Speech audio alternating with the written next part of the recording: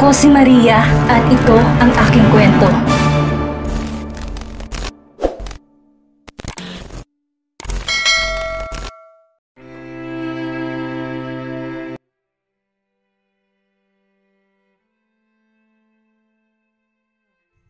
Sir, ayos lang po kayo? Pukaw ni Ella sa amo na noon ay nakatanaw sa glass panel window ng opisina nito. Pasado 5:00 na ng hapon. Subalit tila walang ganang magtrabaho ang boss. Mula nang bumalik ito mula sa bahay nito bago magtanghali, ay napansin ng assistant ang biglang pagbabago sa mood ng boss. 7 taon na rin mula na magsimula magtrabaho si Ella kay Max. At sa loob ng 7 taong iyon, ngayon lang nakita ng lalaki na natutulala at tila balisa ang kanyang boss. Hindi agad sumagot si Max, na natiling nakatingin sa syudad na unti-unti nang binabalot ng dilim. She plays the piano, Ella. Do you know that? Wala sa sariling sambit ni Max maya-maya. Sino po, sir? Si Demi. She plays the piano just like her. Sagot ng binata. Sir? They even have the same color of eyes and...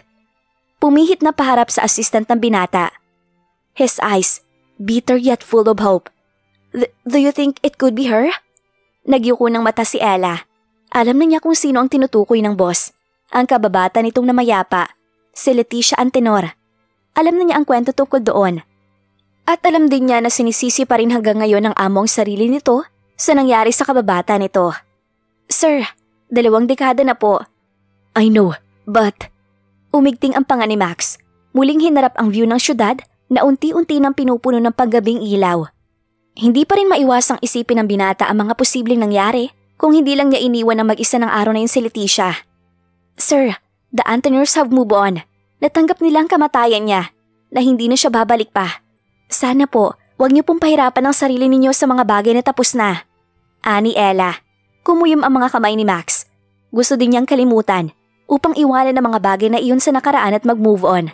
But, nagbuga ng hininga ang binata. Muling hinarap ang table at kinuha sa likod ng swivel chair ang kanyang coat. I'm going home, Ella. May pag-uusapan pa kami ni Demi.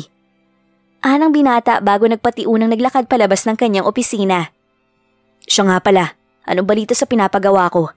Alam niyo na ba kung sino ang source ni Uncle Thomas? Patuloy ng binata nang nasa left na sila.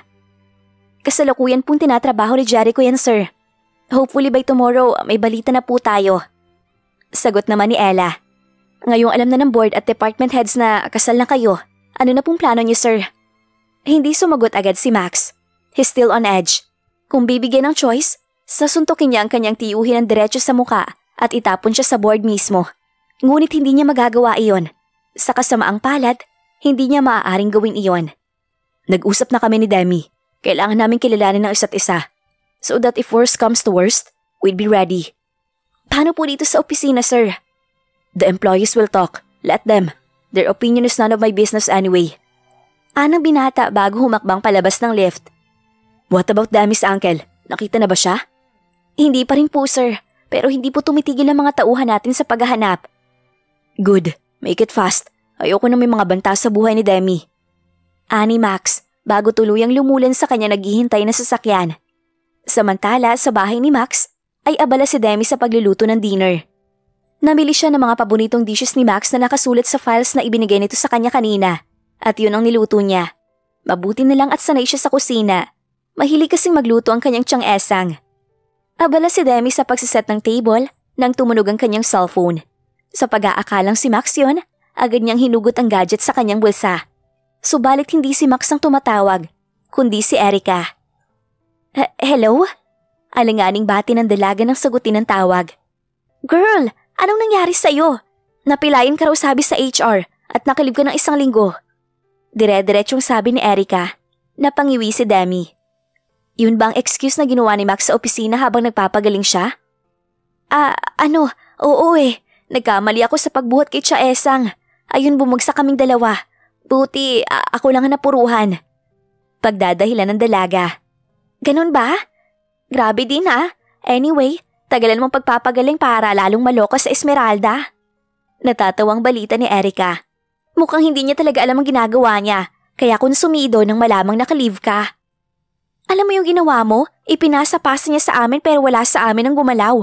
Maliban namin sa ginawa mong marketing plan na inangkin niya. Kayong dalawang magkausap. Ayun, gigil poong maghapon. Kwento pa ng dalaga bago bumuntong hininga. Hi, namimiss na kitang kausap.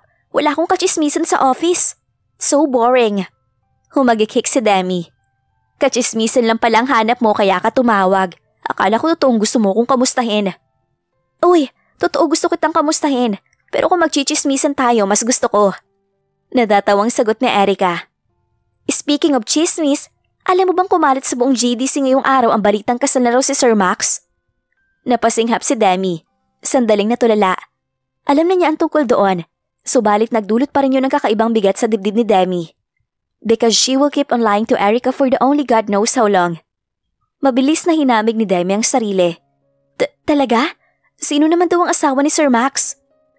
Malakas ang katubkong yung ex niya rin. Si Vera, yung balerina. Talagang love is sweeter dun sa second time around, no? Dire-diretsong sabi ni Erica. Nakagat naman ni Demi ang kanyang pang-ibabang labi. Hindi niya alam kung bakit may kaunting kirot sa kanyang dibdibang sinabi ng kaibigan. At dahil naguguluhan, natabig ni Demi ang baso sa kanyang tabi. Nahulog yun sa mesa at nagkapira-piraso sa sahig. Lihim na napamura ang dalaga. Sinubukang abutin ng isang basag na piraso ng baso. Demi, ano yan? Anang pamilyar na tinig ni Max sa sala. Napaigtad sa gulat si Demi. Mabilis na nilingon si Max na nagpangyari upang di sinasadyang mahawakan ng dalaga ang talim na nabasag na baso. Aray! Anang dalaga. Ikinuyom ang nasaktang daliri. Hoy Demi, sino na naman yung kasama mo? Nung isang araw ka pa ha? Pinaglilihiman mo ba ako? Usisa ni Erica sa kabilang linya. Subalit imbis na sagutin ng kaibigan, muling pinutol ni Demi ang tawag at ibinulsa ang cellphone. Agad na nagtungo ang dalaga sa sink upang hugasan ang sugat. Hindi malalim ang sugat, subalit madugo. Hindi pa man nagtatagal doon ang dalaga, may isang pares ng kamay na ang nagtulong sa kanyang ginagawa. Let me help you. Ani Max bago nagpump ng hand wash at yun ang ipinansabon sa sugat ni Demi. His hand was soft and warm. Nagdudulot iyon ng kakaibang kiliti sa kanyang dibdib na di niya kayang pangalanan. Halos hindi rin humihinga si Demi. Max was too close. She could almost taste his minty breath. Maya-maya pa nag-angat ng tingin si Max sa kanya. Tumitig bago tipid ng umiti. I'll get the first aid kit. Wait here, clumsy. Kumakabog ang dibdib ni Demi habang sinusundan ng tingin si Max palayo. Kagat-kagat ni Demi ang pang-ibabang labi habang ginagamot ni Max ang kanyang sugat sa kamay. Mahapdi ang antiseptic, subalit tiniis niya. Ayaw niyang isipin ni Max na nagrereklamo siya, gayong siya na nga itong tinutulungan. Are you always this clumsy? Pukaw na tanong ni Max sa kanya maya-maya. Sir? I mean, ano ulit yun? Alanganing sagot ng dalaga. Hindi pa rin sanay ang dalaga na first name basis na sila ngayon ng boss. Para kasing napakabilis ng pangyayari. Ilang araw pa lang tayong magkakilala, pero ilang beses na kitang iniligtas sa kapahamakan. Well, I am just helping you clean your wound right now, but still, habi mo bang saktan ang sarili mo, Demi? Tanong ng binata. May amusement sa tinig. Mabilis na umiling ang dalaga. Hindi po, sir. Nagulat lang po ko kanina kaya natabig ko yung baso tapos, nataranta ako kasi dumating ka na pala ng hindi ko namamalayan. Pag-amin ng dalaga, umiwas ng tingin. Kumuha muna ng band-aid sakit si Max bago sumagot. Nataranta ka? Why? Are you afraid of me, Demi? Kumurap ang dalaga. Gusto niyang sabihin dito na oo. Natataranta siya kapag kaharap niya ito. Na halos lumuwa ang puso niya sa kaba sa tuwing nakikita niyang nagbubuhol ang mga kilay nito. At higit sa lahat, hindi niya mapakibagayan ang damdaming pinupuko nito sa kanya sa tuwing nasa malapit ito. Marahang nilagyan ni Max ng band-aid ang sugat sa kamay ni Demi. Bago, There, you're done. Umpisa ng binata. Nag-angat kay Demi. Tipid ng umiti. Hindi ka na sumagot. Uulitin ko. Are you afraid of me, Demi? Kumurap si Demi. No, sir. Bahagyang inilapit ni Max ang kanyang mukha kay Demi na nagresulta upang mapasinghap ang dalaga. Subalit tuluyan na niyang nahigit ang kanyang hininga nang mas ilapit ni Max ang mukha nito sa kanya hanggang sa gagahibla na lang ang pagitan nila. I told you, get used to my presence, Demi. Ani Max hindi inaalis ang tingin sa asawa. Yes, sir. Sagot ng dalaga, lalong kumabog ang dibdib. His presence was drowning her again, making her weak and confused. It's Max.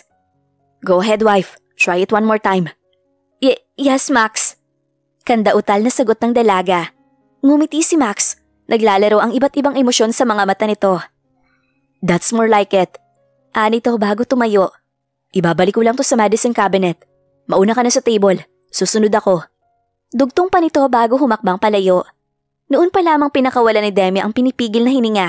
Hindi malaman kung paano papahupain nagsasalimbayang na mga emosyon na nasa kanyang dibdib. Tama si Max. She really needs to get used to him. Pero paano nga kung halos wala pa man itong ginagawa? Naghuhurumentado na agad sa pagkabog ang puso niya. Mabilis na ipinilig ng dalaga ang kanyang ulo. Mamaya na niya iisipin yon. Kailangan niya bumalik sa kusina at ituloy ang paghahanda ng kanilang hapunan. Tumayo na ang dalaga mula sa sofa sa sala at bumalik sa kusina. Sa mabibilis na kilos, ay muli niyang inihanda ang mga pagkakainin nila ni Max. Saktong pabalik sa kusina ni Max, ay siya namang paglapag ni Demi sa malaking bowl ng umuusok na putsero sa gitna ng kitchen island. Putsero. So, inumpisahan mo ng basahin yung binigay ko sa'yo na files? Ani Max, umupo na sa stool. Tipid nang umiti si Demi. Tumango bago umupo sa katapat na stool. Ilang sandali pa nagsimulang sumandok si Max ng pagkain. Muling natensyon si Demi. Hindi niya kabisado ang timpla ni Max. Gayunpaman, umaasa siyang magugustuhan ito ang niluto niya. Pigil ang hininga ng dalaga nang tikman ito ang niluto niyang ulam. Maya-maya pa, ngumiti si Max at sinabing, "It tastes great. I like it." Saka pa lamang nakahinga ng maluwag si Demi at nagsimulang kumain. "Sino yung kausap mo kanina? Boyfriend mo?" Usisa ni Max kapag kuwan. Mabilis na umiling si Demi. Hindi. Si Erica yon. Best friend ko. At kasama ko rin sa marketing department. Did you tell her about us? Hindi. Wala akong balak sabihin sa kanya kahit kailan. Tipid nang umiti si Max. Good. You're a fast learner. So, you don't have a boyfriend? Pinamulahan ng pisngi si Demi bago marahang umiling. Wala. Never had one. Nahihiyang pag-amin ng dalaga. Nakayukong itinuloy ang pagkain. Sandali namang napadta si Max sa nalaman. Ngayong nalaman na niya yun, Demi's behavior towards him makes a lot more sense now. He took a virgin for a contract wife. Hindi niya tuloy alam kung matutuwa siya o makukonsensya. Nagpatuloy sa pagkain ng hapunan ng dalawa. At nang matapos sila, ay si Max na ang nagpresentang maghugas ng pinggan. Pero Max, kaya ko to. Once a week lang ko pumunta si Manang Nancy dito. Ang tagalinis ko. Who do you think keeps the house clean when she's not around gayong mag-isa lang naman ako rito? Anang binata, dinala na ang pinagkainan nilang dalawa sa sink. Besides, may sugat yung kamay mo. Hindi mo pa dapat basain yan para iwas impeksyon. Patuloy pa ng binata. Sinimulan ng hugasan ng kanilang mga pinagkainan. Tahimik na pinagmasdan ni Demi ang asawa. Eksperto nga si Max sa paghuhugas at pagliligpit ng mga gamit sa kusina. Sinong mag-aakala na ang isang Max Guerrero ay ipaghuhugas siya ng kanyang mga pinagkainan. Siguro kahit ikwento niya yun kay Erica, hindi rin maniniwala sa kanya ang kaibigan. Baka nga batukan pa siya nito at tawagin ng kung ano-ano. Nang matapos si Max sa paghuhugas ng kanilang mga pinagkainan, he quickly dried his hand with a hand towel, nearby before facing Demi again. I have a proposal. Anang binata, agad naman nagsalubong ang mga kilay ni Demi. Proposal? Yes, may naiisip akong paraan kung paano ka masasanay sa presensya ko. Paano? Inilahad ng binata ang kanyang kamay bago. Walk with me. Kumurap si Demi. Sandaling pinagmasdan ang kamay ni Max. Walk with me and you can ask any questions you like. Anang binata. Hindi na nag-alinlangan pa si Demi. Agad na tinanggap ang kamay ni Max. Ilang sandali pa, nagpatianod siya rito palabas ng bahay. They ended up in the vast backyard lawn of house. Noon napansin ni Demi na maraming bituin sa langit. Naniniwala ka na pwedeng humiling sa stars? Tanong ng dalaga. No, only kids do that. I'm not a kid. Ani Max, tumingala na rin sa langit. Once long ago, he did wish on every shooting star he sees. Subalit, bakit ka mag-isa dito? Pwede ka namang tumira sa bahay ni Lola kung gusto mo. Si Demi ulit, nag-uumpisa ng maging komportable sa presensya ni Max. I like being alone. No complications. Isang mahinang alang ang sinagot ni Demi. Sa sumunod na 5 minuto, nagbatuhan ng tanungan dalawa sa isa't isa. Pilit na kinikilala ang bawat isa sa pamamagitan ng mga yon. Ilang sandali pa, Inakay na ni Max pabalik sa loob ng bahay si Demi. Kahit na umakyat sila ng hagdan, hindi binitawan ng binata ang kamay ni Demi. Hanggang sa tumapat sila sa pinto ng kwarto nito. How was it? Si Max. Okay lang. Tama ka. Kailangan kong masanay sa presensya mo. Tomorrow, we will do it again. Good night, Demi. Ani Max marahang binitiwan ng kanyang kamay. Good night, Max. Good morning! Nakangiting bati ni Demi kay Max nang makita ng dalaga na pababa na ito ng hagdan. Tipid nang umiti si Max. Naglakad patungo sa pwesto ni Demi sa may kusina. You cook? Mabilis na tumango si Demi. Lahat ng paborito mong breakfast. Masayang sagot ng dalaga. Kahit napuyat siya na nagdaang gabi, nagawa pa rin bumangon ng maaga ni Demi. Pakiramdam kasi niya, dapat niyang lubusin ang serbisyo niya kay Max. Marami itong naitulong sa kanya. Kaya naman, kailangan din niyang suklian ang kabutihan nito. Wow, this is a feast. I want to stay and eat all of these, pero hindi ako maaaring magtagal. May aayusin akong problema sa office, pero hindi ko hihindi ng coffee. Anang binata, ngumiti. Nagliwanag ang mata ni Demi. 1 cup of black coffee. Coming right up? Anang dalaga bago mabilis na nagsali ng kape sa mug mula sa coffee maker. Max was silent as he watches Demi prance inside his kitchen. Now that she is recovering, he can clearly see that she is bubbly and has a nice smile. Just like a morning dew, refreshing. 6 months is a long time. At sa sitwasyon nilang dalawa, wala silang ibang pagpipilian kundi ang magkasundo. 1 mug of black coffee ala Demi. Anang dalaga. Marahang inilapag sa mesa ang inirequest ni Max na kape. Agad na sumimsim si Max ng kape. And he's quite impressed. His coffee is perfect. Demi is indeed a fast learner. Thank you. The coffee is superb. Ani Max, muling humigop sa mug ng kape. Ngumiti na si Demi. Pakiramdam niya ay nakagawa siya ng isang malaking accomplishment sa buhay ngayon na napangiti niya si Max. Before I forget, follow-up check-up mo pala ngayon. Unfortunately, hindi kita masasamahan. Pero papasamahan kita sa mga tuuhan ko sa ospital para masigurong ligtas ka. Balita ni Max. Salamat, Max. Alam kong hindi ako magiging ligtas kung wala ka. Marahang ibinaba ng binata ang mug ng kape sa mesa. You make it sound like I'm a saint, Demi. I ain't one. Bilang asawa mo, kargo kita. Ginagawa ko lang dapat. Umpisa ng binata. Tumayo na mula sa hapag. I'll go ahead. Thanks for the coffee. Take care, Demi. See you tonight. Paalala pa ni Max. Itinaas ni Demi ang kamay upang kawayan ito. Subalit nakatalikod na agad si Max at nakalabas na ng pinto. Demi smiled nevertheless. Gusto niya ang unti-unting pababago sa pakikitungo ni Max sa kanya. Sana nga, tuloy-tuloy na. Kung magiging magkaibigan sila ni Max, that would make the next 6 months of their sham marriage bearable. Agad na nag-breakfast si Demi na mapag-isa. She enjoyed a nice cup of coffee and a Filipino breakfast which she prepared herself. Matagal na niyang hindi na-enjoy ang agahan. Madalas kasi kape lang inaagahan niya. O di kaya naman ay wala. Nasasayangan siya sa pera na maaari pa niyang gamitin para sa ibang bagay. Pera na kung waldasin ng kanyang tiyo Rodel, parang wala lang. Natigilan ng dalaga, wala pang balita sa kanyang tiyuhin. Dalangin niya na sana mahuli na ito agad upang makahinga na rin siya ng maluwag. Nais din niyang bisitahin ang kanyang tiya Esang at si Sevi. Siguro, kapag magaling na siya, sasabihin niya kay Max ang kanyang plano. Pagkatapos kumain ay naghanda na ang dalaga sa pagpunta sa ospital. Nang makaligo at nakabihes, naghihintay na si Danilo sa kanya sa labas ng bahay. Ito raw ang driver na kinuha ni Max para sa kanya. Ilang sandali pa, binaybay na nila ang daan patungo sa ospital. Pagdating doon, ay agad na dumiretso si Demi sa klinik ni Dr. Montano. Mabilis siya nitong sinuri at sinabing maayos ang pagaling ng kanyang sugat. Ito na rin ang nagpresentang maglinis ng kanyang sugat. Akala ko, kasama mo si Max ngayon, Miss Malvar. Anang doktor. May inaayos si Sir Max sa opisina, Doc. At saka ordinaryong empleyado lang ako sa GDC. Hindi ko na dapat istorbohin pa si Sir Max. Anang dalaga, pinagsalikop ang mga kamay. Her hands are shaking because of the lie. Subalit wala siyang magagawa. She needs to play her part. Christoph chuckled. Actually, nasabi na sa akin ni Max ng totoo. I know that you are his contract wife, Demi. Lalong natensyon ng dalaga. Wala sa sariling nag-angat ng tingin sa doktor.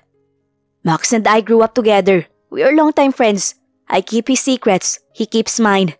So you don't have anything to worry kapag akong kaharap mo. Kumurap si Demi. Marahang nagbuga ng hininga. Para siyang nabunutan ng tinik. Salamat po, Doc. Sinserong sabi ni Demi. Muling umayos ng upo sa examination bed. Mas kampante na ngayon kesa kanina. Itinuloy naman ni Kristoff ang paggamot sa sugat ng dalaga. Tell me, bakit ka pumayag sa gusto ni Max? Desperado ako, Doc. Ayokong maikasal sa taong di ko gusto. Ani Demi. Muling inalala ang masamang plano ng kanyang tiyo Rodel. Well, that's really unfortunate. I couldn't imagine myself marrying someone I don't love. Either. Komento ng doktor habang nilalagyan ng bandage ang sugat sa noo ni Demi. Anyway, gaya ng sinabi ko kanina, your wound is healing just fine. Bibigyan kita ng ointment for the scarring. You can start using it tomorrow. Anang doktor. Sasagot pa sana si Demi nang marinig nilang malalakas na boses sa labas ng examination room ng clinic ni Kristoff. Kristoff, are you there? Anang pamilyar na tinig. Ma'am, bawal pong istorbohin si Doc. May espesyal na pasyente po siyang ginagamot. Anang sekretarya ng doktor sa labas ng clinic. That's Vera. Sabi agad ni Kristoff. Nagbuga ng marahang hininga. Stay here, Demi. Kakausapin ko lang si Vera. Anang doktor. Inayos ang kurtina ng examination cubicle. Bago humakbang patungo sa pinto. It's okay, Celine. Let her in. Ani Kristoff sa sekretarya nang makitang pinipigilan ito sa pagpasok ng kanyang klinik. Kristoff! Masayang bati ni Vera.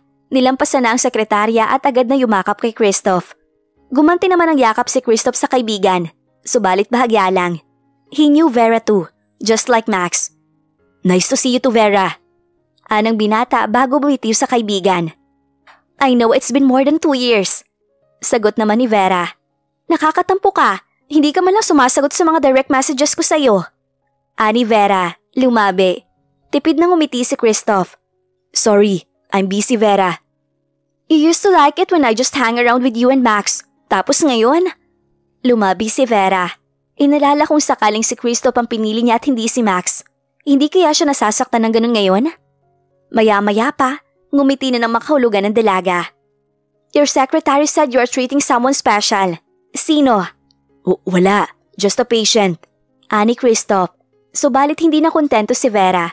Mabilis itong humakbang patungo sa examination cubicle at hinawi ang kurtina. Napasinghap naman si Demi. Pinanlakihan ng mga mata. I know you. Ani Vera, kunot ang noo. Right, you're the girl, Friday of Max. What are you doing here? Leave quickly, may pag-uusapan kami ni Kristoff. Nagtatare agad na sabi ng babae. Akmang aalis na sa examination bed si Demi nang muling magsalita si Kristoff. Hindi mo siya pwedeng paalisin na lang, Vera. She's my girlfriend. Deklara ng binata. Ano kaya ang dahilan ni Kristoff bakit siya nagpanggap na nobya ni Demi? Paniwalaan naman kaya ito ni Vera?